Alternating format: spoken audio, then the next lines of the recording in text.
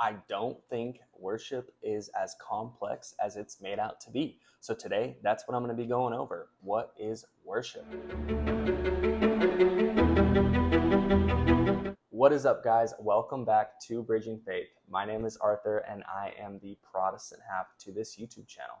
My buddy Patrick, the Catholic half to this YouTube channel, dropped a video on what Catholics view worship as, so I thought I would drop a video on what Protestants view worship as.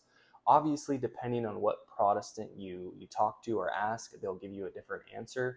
There's a lot of different denominations among Protestants, so it's really not that simple. I'm giving you guys an explanation from the perspective of an evangelical, non-denominational style of Christian, right? That's the kind of Protestant I am, where, Methodists, Lutherans, those are called high Protestants. I'm what's called a low Protestant, right? But I don't mean to get into semantics, so let's get into the video. To start off, I'm going to be going over the English definition of what the word worship means, right?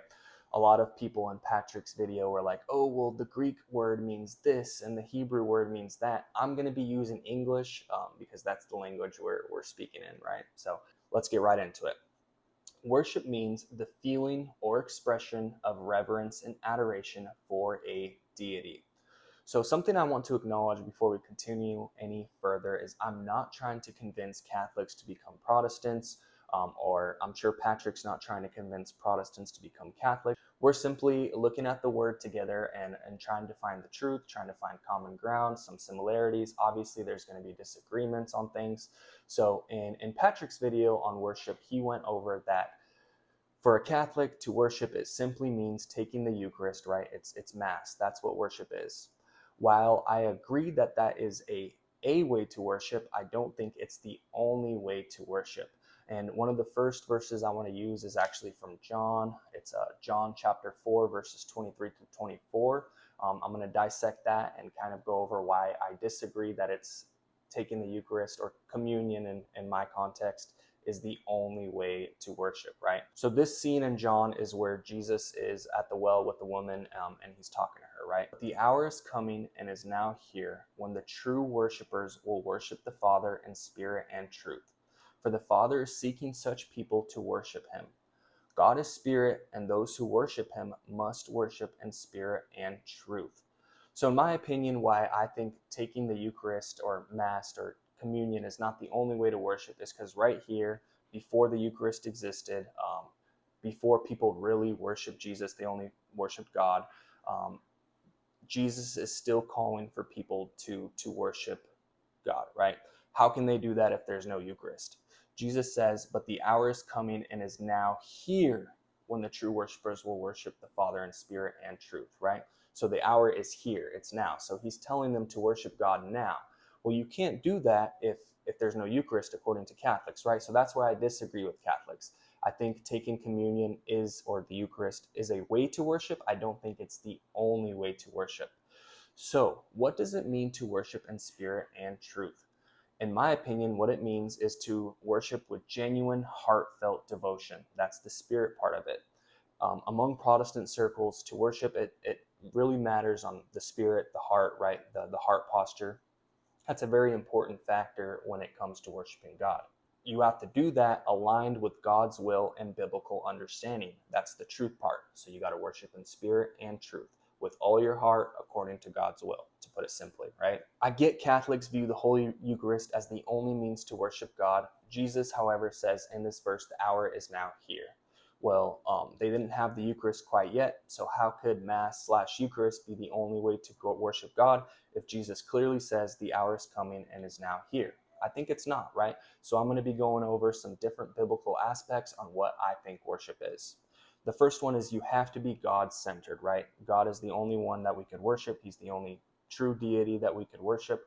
It's acknowledging God's unparalleled greatness and is directed only to him. That's the first aspect of it, right? Notice in the definition it says expressions of reverence and adoration for a deity. So a lot of Protestants will go to Catholics and they'll say, oh, you guys are worshiping Mary. You guys are worshiping the saints because you guys are praying to them, right? Well, they don't view the saints and Mary as a deity, so they don't think they're worshiping them, right? because she and the saints are not a deity, which I agree with. That makes total sense. Remember I said worshiping comes from a heart posture. So if in their hearts they're saying they're not worshiping Mary or the saints, then they're probably not. You know what I mean? So I would leave them alone on that part of it. Going back to some aspects of Protestants worshiping God, another one is it has to be a holistic approach. It involves the whole will, being, mind, body, the soul, everything needs to be focused on God, not at work. So while you're at church and you're singing the songs, right, you can't be thinking about work. You have to be solely focused on God, meditating on God and His greatness. We also have to live a life of obedience. Worship isn't limited to religious services, but it extends to every aspect of life. So whether you're at work and you have somebody that's mean to you or something, you should be centered on God, and you should be thinking about what would God want me to do in this situation. I think that is an act of worship. Abiding in God is an act of worship, right? When someone cuts you off in the car, you have to abide in God. What would God do in this situation? And if we could do that, if we could hold every thought captive to Christ, I don't know the exact verse, but that is a verse in the Bible. I believe that is an act of worship, right? Another one is adoration and awe. It's a response of deep awe to God's goodness and power, a grateful recognition of His work and what He has done. So that's why we sing songs. One song that we sing at church is called Promises, and it literally says, "Great is your faithfulness to us," right? His faithfulness to us is so great, right? And we're showing Him respect by singing those words. We're acknowledging how great He is by singing those words, right? That is an expression of reverence and adoration, back to the definition of the word worship, right? So that's why I think singing is an act of worship, because it's showing reverence and adoration for God.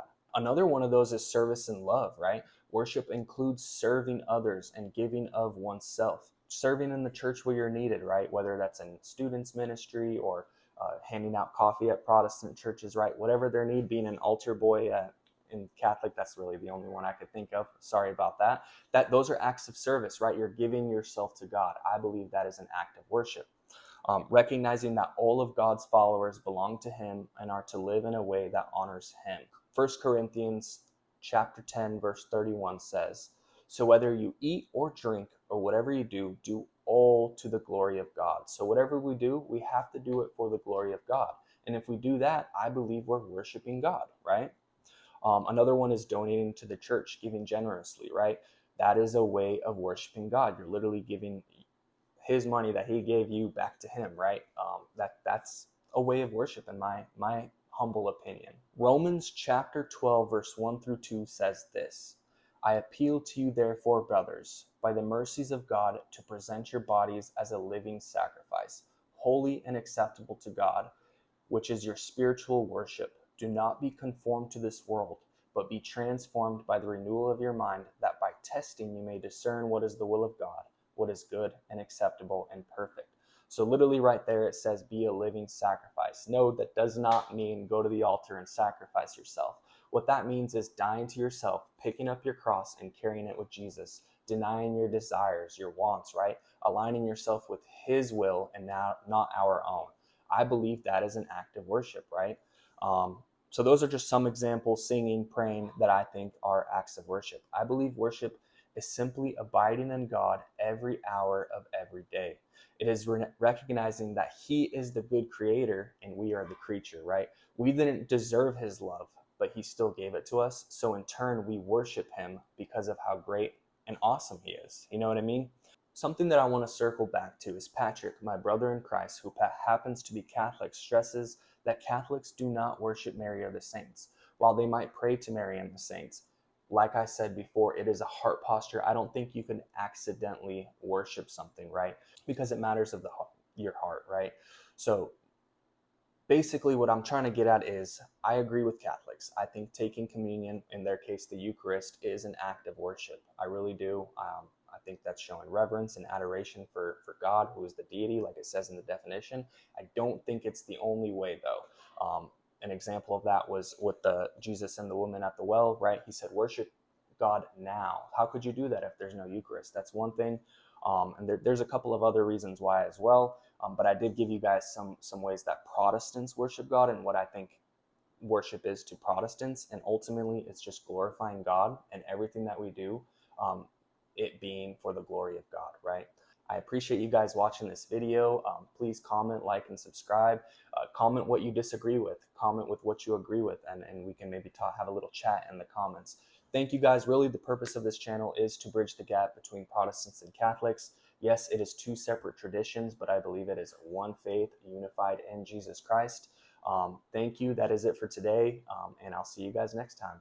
Peace.